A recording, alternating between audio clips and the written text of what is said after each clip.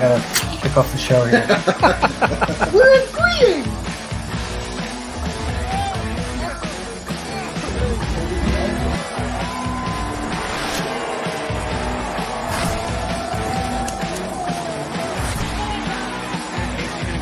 So cleaned up.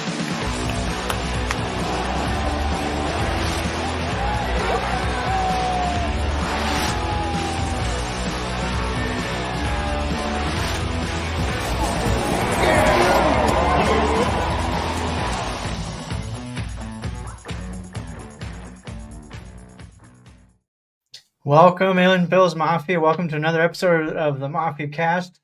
We've got an awesome show today. We have a fantastic guest. Greg, how are you doing? Doing really well. Excited to be on. Excited to be able to join you guys. We're getting into the kind of dog days of the actual off season. People talk about the off season like as soon as the Super Bowl's done, but between fixing our own contracts and free agency, and then the mock draft season, and then real draft season, like there's so much going on. Now we're in the actual off season. Yeah. We get the schedule release probably next week. We don't know still, but then after that, it's we're making up stuff as we go. After that, We'll start the countdown, right? The best we have are the voluntary OTAs, and this year might be the first breath of relief the Bills have had with off-season OTAs in the last 3 years, since there's not going to be the drama of somebody maybe or maybe not showing up. Yeah, I won't swear to that yet because you never know. Someone could try to be dramatic, but I think that everybody should be there. Other than the funny part is we don't ever have 100% attendance. There's always guys who are not there or excused. It's just some got more attention than others. Yeah. I don't know who we're talking about here. No clue. So, let's kind of jump into this. I've got tape stuck in my finger. Hold on. Okay, here we go.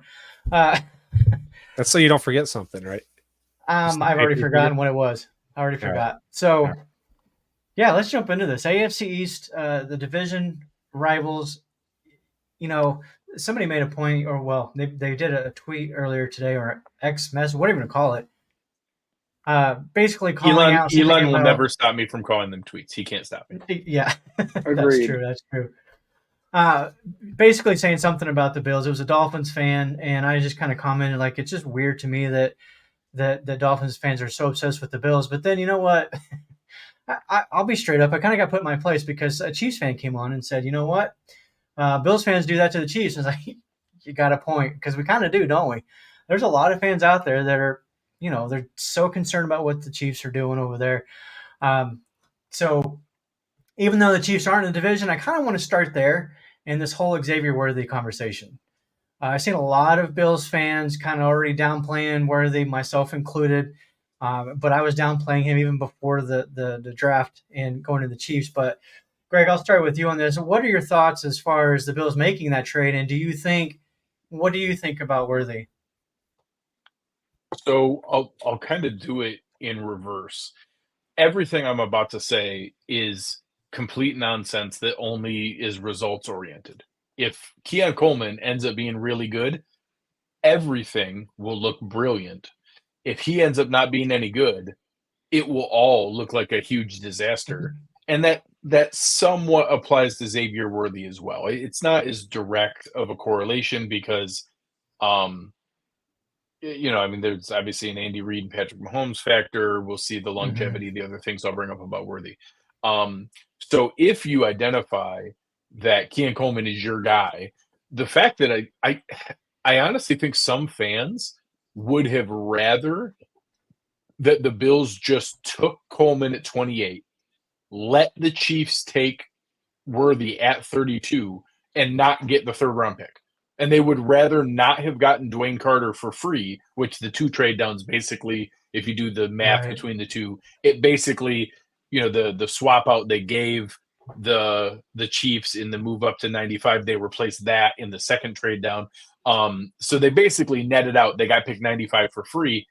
Mm-hmm. They would have rather not gotten that and let the Chiefs get Worthy at 32 for free.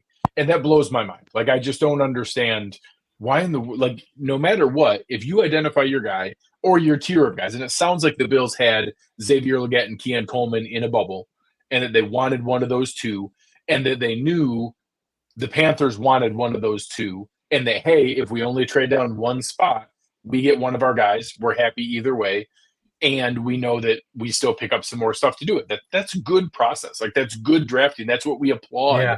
You know, that when we go and rave about how amazing Howie Roseman is, it's because he does stuff like that. And now because the one team you traded with was the Chiefs, now it's a terrible idea and a disaster. So the only caveat that I'll give is I understand the anxiety of that. I understand the idea of, yeah, but if the Chiefs wanted him, then you should have wanted him, which sounds good in a vacuum until you look at the fact that the Chiefs have invested in 16 receivers over the past decade between free agency and draft picks. There have been 2 that have been good. 2 out of 16. And the other 4, gave Tyreek Hill, and hell, I'm even giving him Rashid Rice, to be honest.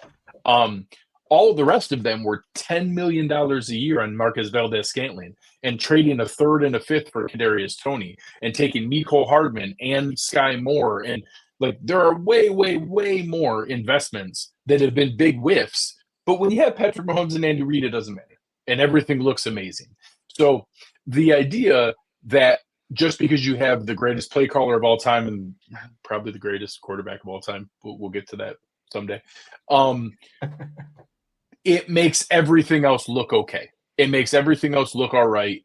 And it doesn't really matter who that is. So now in a vacuum, I am not a draft guy per se. I do a bajillion mock drafts like everybody else, but I don't break down film of college guys. I barely even watch college football. So I do trust the other guys who do that work.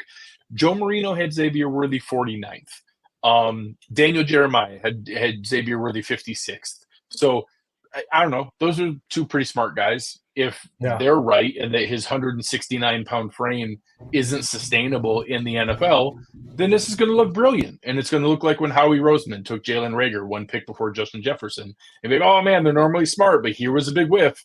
And if he's Deshaun Jackson, yeah, it's going to suck. What are we going to do? But all of that, none of that will matter, even if he is Deshaun Jackson.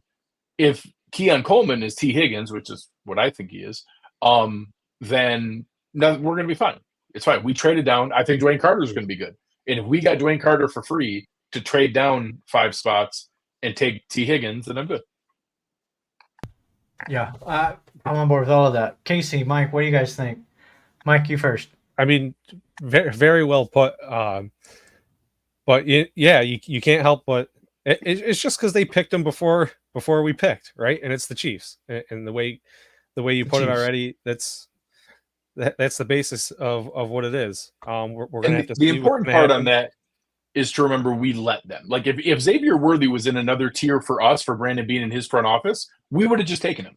If he was the last guy that was like a first-round grade receiver, we would have just taken him out. So no, we don't know if they're right or not. Maybe this was we got to be honest with ourselves. Maybe this was a Cordy Ford pick. Maybe this was a Boogie Basham pick. Maybe this is a Kyrie Elam pick.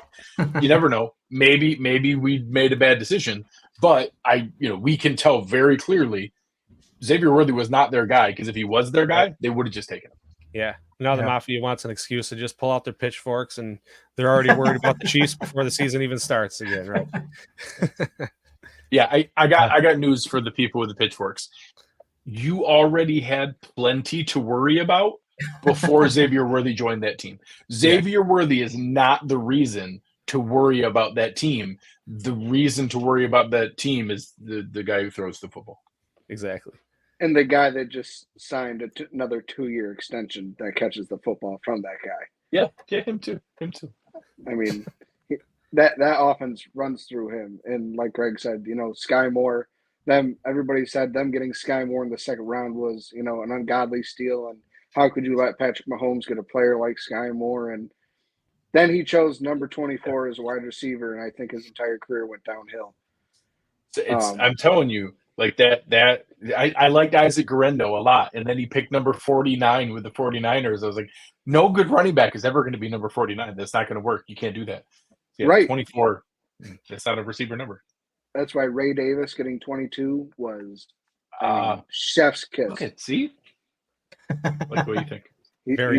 He's gonna be good. But like, I mean, he could like.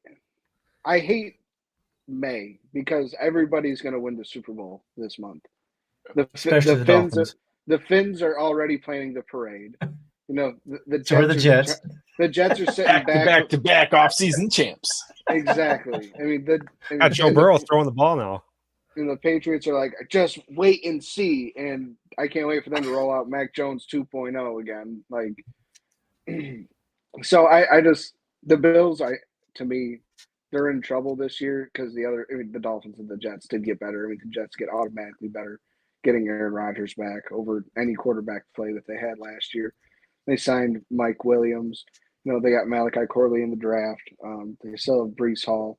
To me, they are the bigger opponent for the Bills this year. I think they're going to be better than the Dolphins and give the Bills more fits. I mean, they did already last year with that incompetent quarterback play. Now you give them, you know, a couple more weapons and Aaron Rodgers back, and that team fully gelling in the systems on both sides of the ball. I think that's going to be, you know, a sneakier, better team of the AFC this year. That Jets team with the roster they put on paper, the 6 games that they're all healthy are going to be amazing. Be really, really good. I pick weeks 2 through 8 for that to happen. I'm not even joking. I really want both Jets games to be like week 10 and week 18. Yeah, I really genuinely want that, because if I have to just bet that like Tyron Smith and Morgan Moses and Aaron Rodgers and Mike Williams and like genuinely really good names, like exciting good names, if I got to take my bets of if they're still healthy week 10 and week 18, I'll take my chances. Yeah. Garrett Wilson hurt my feelings week 1 last year. Well, the fact by the way, talk about our pre-show conversation. That's another freak. Yeah. Yeah. But I mean, the fact that they signed 2 offensive tackles this year and still took one with who say is the best. I was really sad ever. That was a very savvy, smart move. Tyron Smith, you know, even me joking about the health, in the 13 games he played for the Cowboys last year, was really, really good. Like genuinely, not like his peak level when he used to be like the best tackle in the league, but still really, really good. Same thing, Morgan Moses, I think played 12 games for the Ravens and was good. So the fact that you back that up with a top 10 pick at offensive tackle that you don't even need to start day one, you can just learn from those 2. But then instead of having a huge drop off after them, which is what happened to them last year when they had injuries, just unraveled really quickly, you now get to insert a top 10 pick. I was really wishing they would have made a worse mistake. I was hoping they went for the shiny thing, and because Brock Bowers is probably a better player than that guy, and you know, Brandon Thomas Jr. is probably a better player than that guy. But the fact that they made like the smart, sound decision was disappointing. I like when they go for the shiny thing. Yeah. Let's talk about Aaron Rodgers really quick, because we haven't seen him really play in a year, or by the time he gets on the field, it'll have been a year. He's 40 now. Will be 40. What are the actual? I mean, what are we looking at as far as expectations? Do you think he can be the same old Aaron Rodgers, or you know, is he the next, I guess, Tom Brady as far as playing into his 40s? I said first, it's offensive that you would declare his age in human years. He no longer identifies as human. So, like, I'm not sure how he quantifies years in his current state. I believe he's like purple square or something. So, like the training camp videos looked really good. You know, his arm has been unbelievable in very recent seasons. How a 40, and he is 40, he'll turn 41 during the season at the end of the year in December.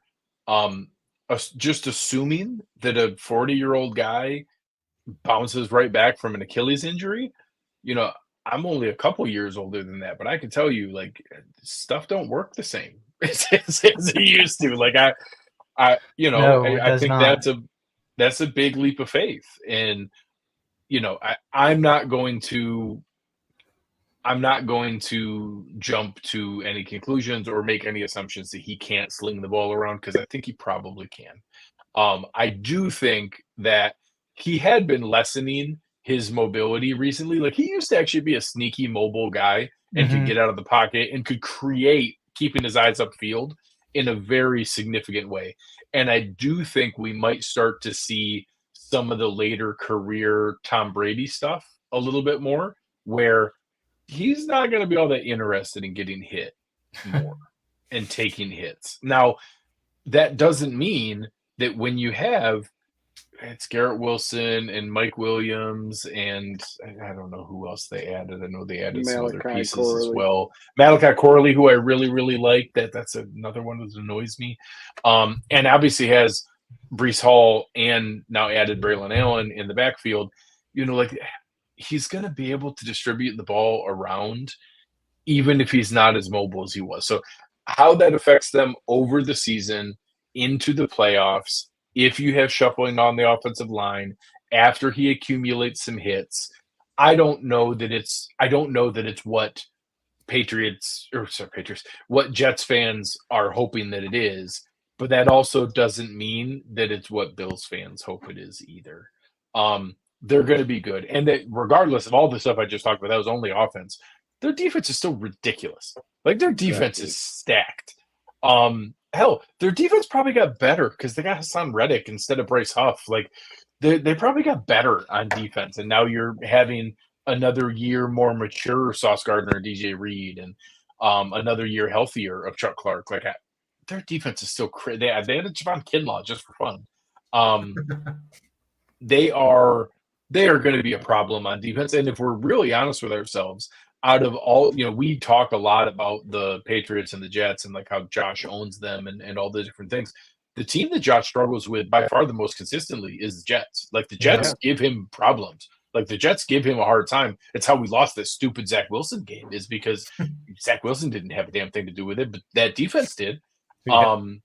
So, it would be disingenuous to now say that, oh, they still have that defense and for whatever we want to make fun of Aaron Rodgers for, he can still move the ball around and they have enough weapons there. So if they're smart and they lean on Brees Hall the way I think they will, and they just ask Rodgers to be a glorified game manager, honestly, I think that's what they're going to ask him to do, but he can still make some of those big time throws. It's annoying, but I think the Jets are actually going to be pretty good. And that's frustrating to hear because it's fun making fun of the Jets. Everybody likes making fun of the Jets.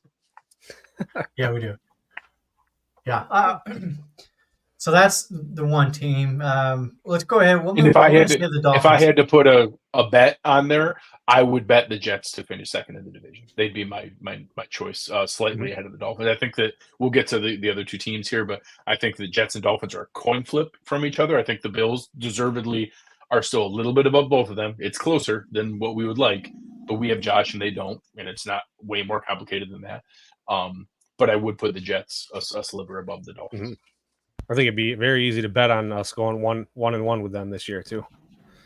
I think we probably have for the last couple of years running. So right, yeah. I'd be happy if we went 1-1 with them this year because that means that if we still finish first in division, no matter what, it's still going to come to us when we win the division. So yeah. Let's talk about I want to save the Dolphins for last, so let's go ahead and jump over to the Patriots because I don't think there's a whole lot to talk about there, honestly. This is a team that's obviously they're building. They're, I think, in full rebuild mode. And I have to say this, Drake May was my favorite quarterback in the draft. And when they drafted him, he suddenly became my least favorite.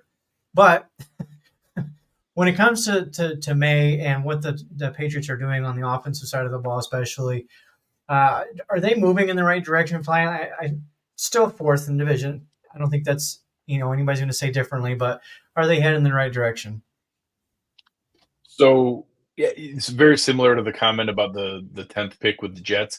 I was annoyed that things just kind of fell in the Patriots' laps the way that they did. I was really hoping that the Commanders would pick Drake May, although I think I think that this happens every year. It happened with receiver, and just because we have so much time to waste, we start talking to ourselves into why other guys are as good as Marvin Harrison Jr. They weren't. Like Marvin Harrison Jr. is the highest floor prospect I've seen in like a decade. Regardless, he's weird. I get it. He paints his fingernails and he has a pink phone case and he cries to his mom. Caleb Williams is ridiculous. Like he's ridiculously good. He makes throws that two other humans in the NFL can make, and their names are Josh Allen and Patrick Mahomes. Like he is going to come in day one. He can make throws that those are the only two other people with a right shoulder capable of making the ball go do that. And we talk ourselves into, oh, I bet you this big guy from North Carolina with accuracy issues, he's probably better than that other guy who makes throws I've seen twice in my entire life. Because we have too much time to waste, and we talk ourselves into these things. So I think there was a bigger drop off after Williams than what people talk themselves into. Certainly bigger than 6 quarterbacks in the first 12 picks, which was insane. But I do agree that I had May next, and if I'm gonna hope on the Patriots, their only chance of turning things around is taking a lottery ticket at quarterback and hitting. And although the odds of that, our history here, regardless of me liking Drake May and you as well, Ron, regardless of us liking him, the history of that, I like Josh Rosen too. So the history of that tells us that's like a 40% probability. I would have preferred that it was a 0% probability and they did the Belichick thing and traded down and took assets and just, oh, hey, we'll do it another day. That's fine. Take your time. So I don't like it that they got a lottery ticket, but it's still like a 40-60 proposition. Like, we'll see. Maybe he'll be good. I don't know. The fact that they didn't fix their offensive line means it's going to take a minute to find out if he's any good. I will say they hit on 2 of my favorite receivers in the draft. One at an awesome value. I love Javon Baker. I was really, really big fan of him. They got him at a ridiculous value. I like Jalen Polk, but I like Jalen Polk when I thought the Bills would be taking him kind of early at 60. I didn't. I was a little like, I can't now be disingenuous and be like, oh, I didn't like him at 37 because I like the prospect. I think he's a good player. I thought he was underrated for where people had him. But when they picked him 37th, I was like, oh, all right. And I do believe the reports, Evan Lazar, and it was confirmed by a couple of people on the Bills side. It sounds like they made an offer to the Bills to trade down from 32 to 34. And the Bills shopped that to the Panthers because they kind of had a feeling that the Patriots had the same 2 receivers left in that tier that the Bills and Panthers did. So they shopped that trade to the Panthers, and the Panthers said, oh, well, yeah, we don't want to miss out on our guy either. We'll trade with you. And that the Patriots being pissed about that, I think, is valid. Not valid, but real. Like, I think they actually are pissed that they shopped that around. So I think you can tell because as soon as that happened, they then traded down a little bit further and kind of reached on the next best receiver available. So I think that a lot of teams kind of had a cutoff there after that run of McConkey and Worthy and Leggett and Coleman. So, I still am going to be fair in that I like Jalen Polk and I think he's a good player.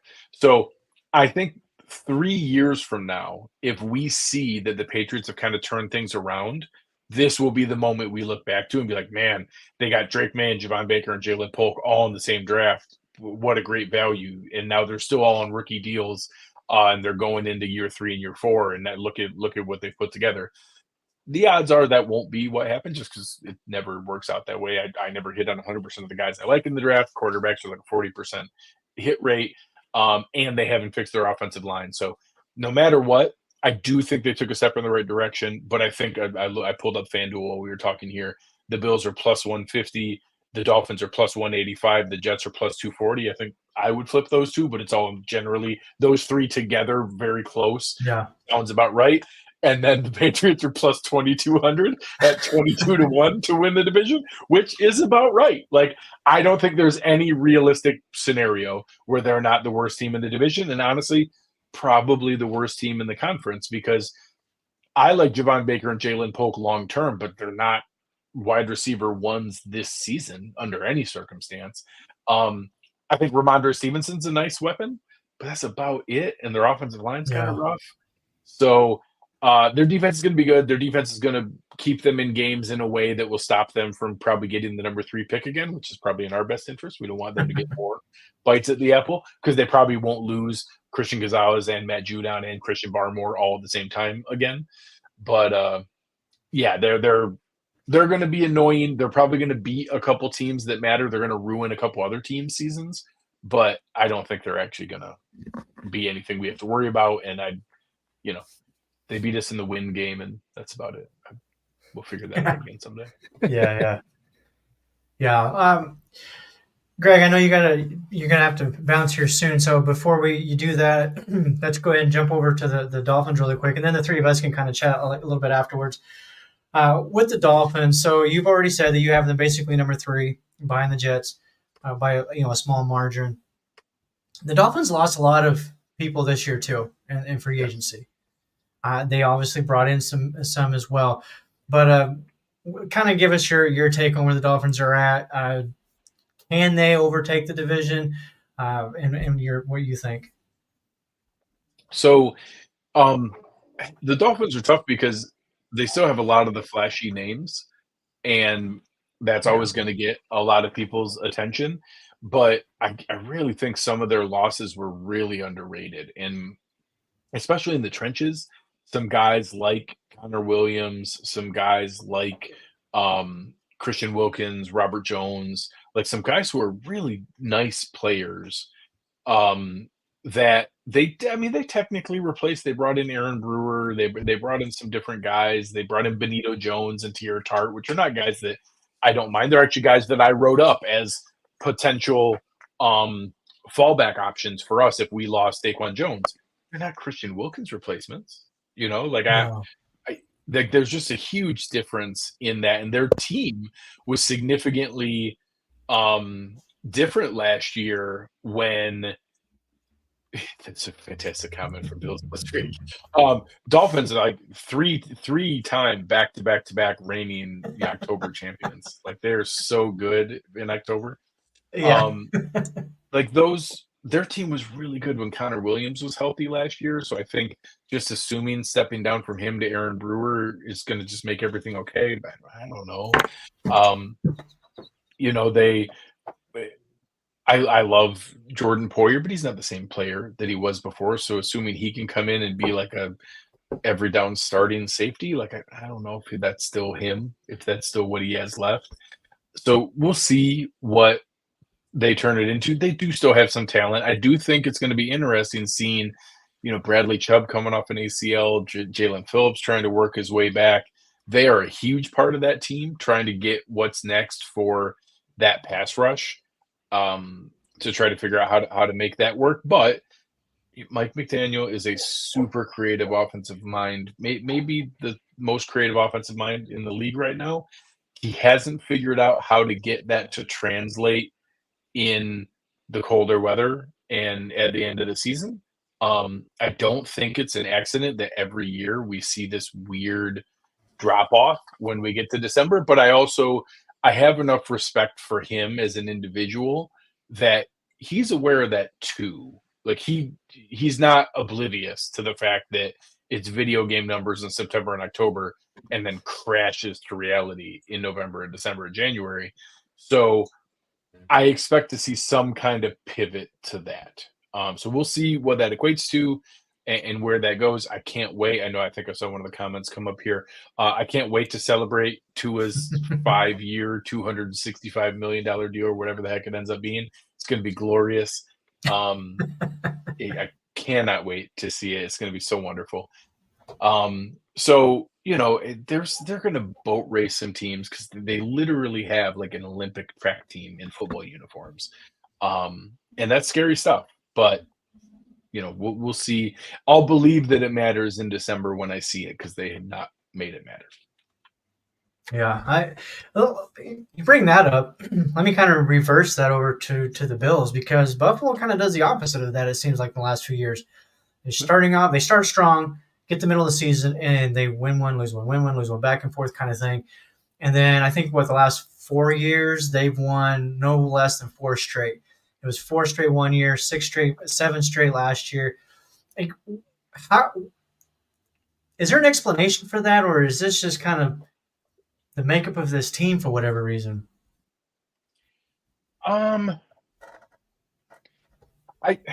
There have certainly been some injuries 2 years ago, and obviously a coaching change last year.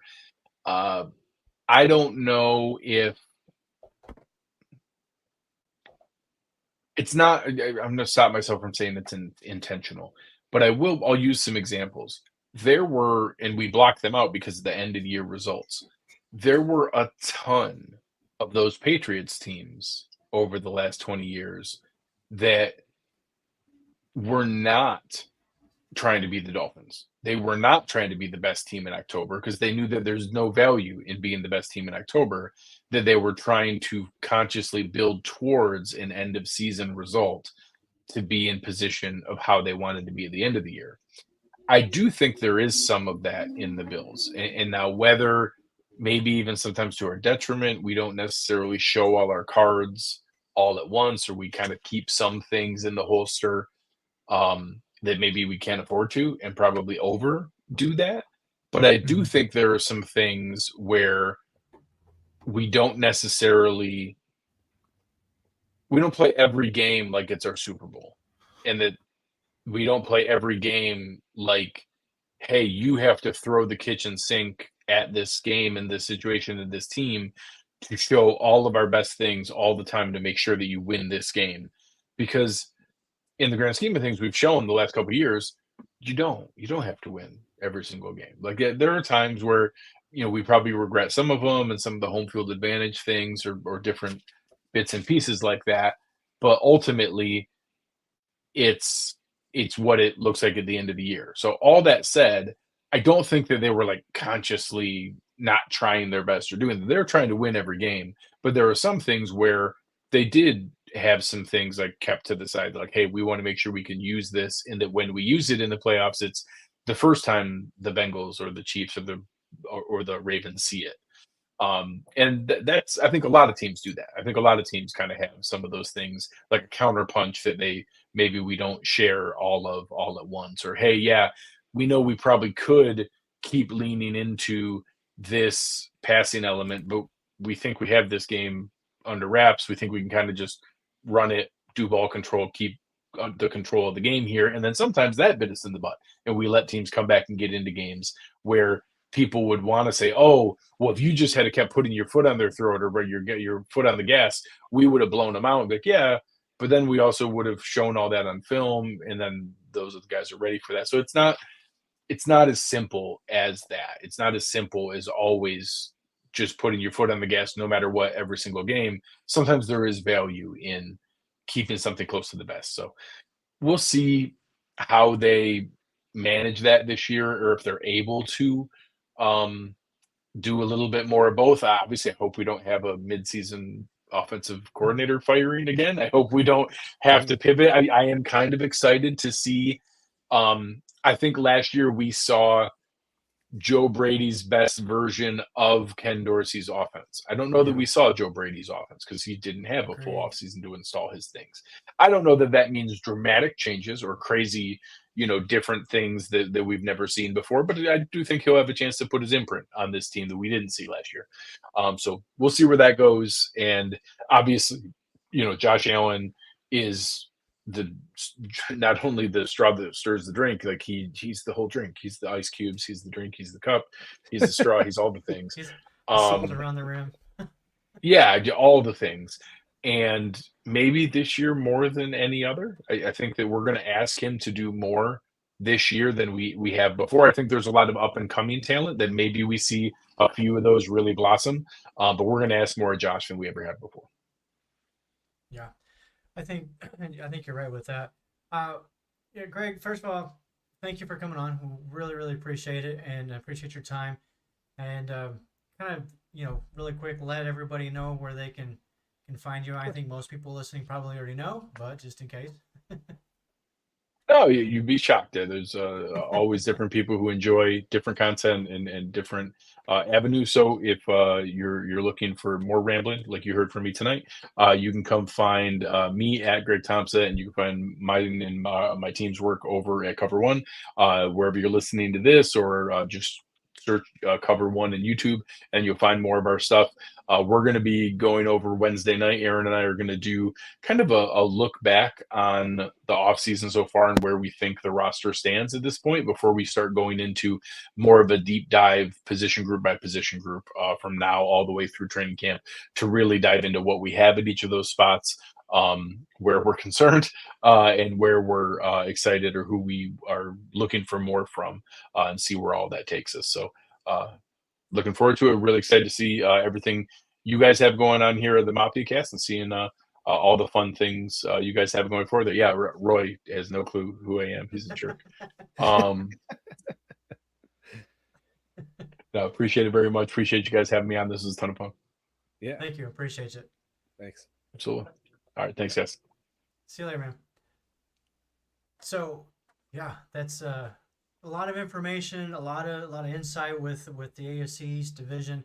I'm going to throw this over to Casey really quick. As far as what you heard from Greg, where do you see this division as a whole? Do you agree with the kind of the hierarchy as Bills, Jets, Dolphins, and Patriots? Yeah, I mean, I think I was the one saying it last year that I thought last year the Jets were going to be better than the Dolphins. Then obviously the whole Aaron Rodgers thing happened, and their whole offensive line basically was roommates in the hospital together. Now you bring all those pieces back on top of the pieces that they've added on both sides of the ball. I think that's more than what Miami's done in this offseason, in my opinion. I think the Jets have gained more ability than what the Dolphins did comparatively from what they lost with Christian, especially with Christian Wilkins. So I think it is going to be, Bills won by a hair. I mean, by a hair at this point in time in May. This is when I get conservative. And I'm like, we haven't done enough. Every other team's done way too much. And then once the season starts and all the wins start flowing in, I'm like, okay, I'm better now. Like everything is all back to normal. But yeah, I think it's going to be Bills 1, Jets 2, Dolphins 3, and then Patriots underneath the basement. Underneath the basement, like it. All right, Mike, before we get to your opinion, because we're going to save the best for last, so his opinion on this, let's hear from our sponsors over at John's Game on Sports. Hey, it's John from Game On Sports Memorabilia. Check out our huge selection of unopened wax boxes of Pokemon cards. You have to see our selection of over 2 million sports cards in stock, plus hard-to-find card supplies. And if you have anything to sell, bring it in. We can help you determine the true value before you sell it. We pay fair market value every day. It's Game On Sports Memorabilia, 2670 Dewey Avenue in Greece. Check out our podcast for news and information on the card and collectible universe. Also, check out our Facebook page. For more, call 481-2153. That's 481-2153. All right, Mike. What do you think? Do you agree with that prediction of 1, 2, 3, 4? Oh, 100%. 100%. There's no doubt the Jets are going to be tough if Rodgers can stay healthy. They still gave us fits without him, though. I really wanted to see us to beat Rodgers in the Jets, but we didn't get to see that. But yeah, 100%. I think that'll be the order. The Patriots, Greg kind of got to the fact, they haven't nailed down the quarterback situation. We don't know about Drake May yet. And Tom Brady's long gone. So they've got a long ways to go before they get back to where they were. They might never get back there, it seems. That's a huge loss for the Patriots. Patriots are due for a 17-year drought. That's all I'm saying. Yeah, I'm all for it. So yeah, down way to the bottom with them. Go ahead, Case. I feel like the Patriots, like you asked the question, did they do the right things in starting a rebuild? And they did. Like they did what they're supposed to do. But now was it the right players? No, that's the only thing. Like that's the only thing that's going to answer the question now is, what if they did the right thing entirely. Because, I mean, there's no other way to restart a team, really this day and age, unless you are the Jets, you go out and you trade for a 38, 39-year-old quarterback, or you keep trying to trade for Russell Wilson or just, somebody or a project like Justin Fields. Maybe you can still get something out of him. But I just, Ronnie, Drake May was your favorite coming out of the draft, and between the top three, like he was hands down my least favorite. I just hope the Patriots go Mac Jones 2.0. That's all I got to say, really. Yeah. I mean, I do too. I hope I'm wrong about Drake May, and I'm not to take anything away from the talents of Caleb Williams. I think talent-wise, yes, he's the best quarterback in the draft. But there's a lot of the intangibles, the leadership, and that kind of stuff that I have questions when it comes to Caleb Williams. And with Jaden Daniels, honestly, to me, that's Bryce Young 2.0. That's where I see him. I could be totally wrong. I don't watch a lot of film. I do watch a lot of college football. I watch these guys play as much as I possibly can. But like I said, I don't break down film and all that kind of stuff. But yeah, I personally, I don't like the Jets. We don't like the Dolphins. We don't like the Patriots. But if I had to pick one of those three that I would prefer to contend with and be at the top with the Bills, it would be the Jets, because I'm tired of hearing about the Dolphins and their fans. And there's some Dolphins fans out there that have no issues with them. They can have great, normal conversations about the what's going on in the field, have a football debate. But my timeline, it's probably, I don't know, 90% Bills fans, and then all the other fan bases mixed in with there. But I'm every single day, there's a Dolphins fan commenting something about the Bills. Every single day. I don't see that from the Jets. The Jets fans that I do know are respectable people. I'm sure there's, those fans out there as well. All the fan bases have them, including our own. But man, the Dolphins fans, it's just nonstop every day. So yeah, I would love to see them finish, honestly, fourth. Yeah. That Right? That would be Dolphins, something. fall below the Patriots. The Dolphins are that annoying little brother. You can ask Mike's girlfriend, my sister. I was that little brother. I wanted to hang out with the big kids and hang out with the cool kids. And then every time I tried to play sports with the big kids, I got punched in the mouth and was told to go sit down. And that's exactly what happens with the Dolphins every single time. Yeah. And we kind of talked about how, you were saying Bills fans focus on the Chiefs as well, but that's our hump. We're trying to get over that hump. We're really focused on that. Everyone's saying that, and then the next step lower is we're the hump for the Dolphins. So that just right there shows, how far back they are. Yeah, but I think also the difference between what the Bills fans do as far as the Chiefs goes, we're not trying to tear down the Chiefs. We know Mahomes is good. We know he might be the best quarterback in the league. And yes, he could go down in history as the best ever. They have a good football team. We know that Andy Reid, and I got to say this as far as what Greg said about Mike McDaniels being the most creative offensive mind. That surprised me a little bit because there is that Andy Reid guy out there. He said might be now. Might be now. So he left some wiggle room. There's some wiggle room. So I think it's a healthy respect that Bills fans have for the Chiefs, but we're just tired of them winning. Like all 31 fan bases probably are. With the Dolphins, it's Josh Allen sucks because he throws interceptions. Yeah. Josh Allen does not suck. Yeah. Let's be real, okay? Yes, he has some turnovers. But he's led the league in touchdowns 4 years in a row now. There's so much more that he does good and great. But there's those Fins fans out there that just refuse to acknowledge that. And that's what drives me crazy.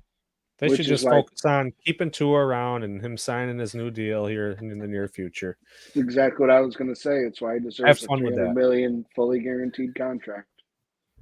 3 years, $300 million at that. What else are you going to do? So, Matthew Smith here. You leave the Dolphins fans alone. They're doing the best they can. You expect them to devote their energy to the Marlins. Come on, man. I know it's a good point. Individual. Yeah. So I'll be hearing about this tomorrow at work, Matt. We'll talk. Nice. But yeah, I'm gonna go with pretty much. I think we're all in agreement. It's Bills, Jets, Dolphins, and then the Patriots. And like Greg said, if we're being honest, as far as the Jets go, yeah, they do and have given the Bills the most trouble and fits, especially particularly Josh Allen. So I wouldn't be shocked if the Jets take the division. It wouldn't surprise me. But until they prove it on the field and stay healthy, it's the Bills division, and we're gonna five straight division titles the end of 2024. We're gonna. Do you see it kind of? Yeah. Go ahead. Go ahead. It's not that important. If you guys got anything else to add, go for it. Let's say just I see it happening kind of like what happened with the Dolphins this year, where they had it won, right, and then right at the end we came in and took it. So that's what I'd like to see. That's all I got to add. I get it. Casey, you got anything else? Tell your friends. We're gonna get out of here. We will see everybody on Thursday night. Don't forget next Thursday of next week, we will have Matt Prino here on the show with us to talk Bills football. The schedule will be released by then. Hopefully, it's going to be a great show again. But till then, we will see everybody Thursday night this week. Don't miss us. We'll see you then. Go Bills. Go Bills. Go Bills.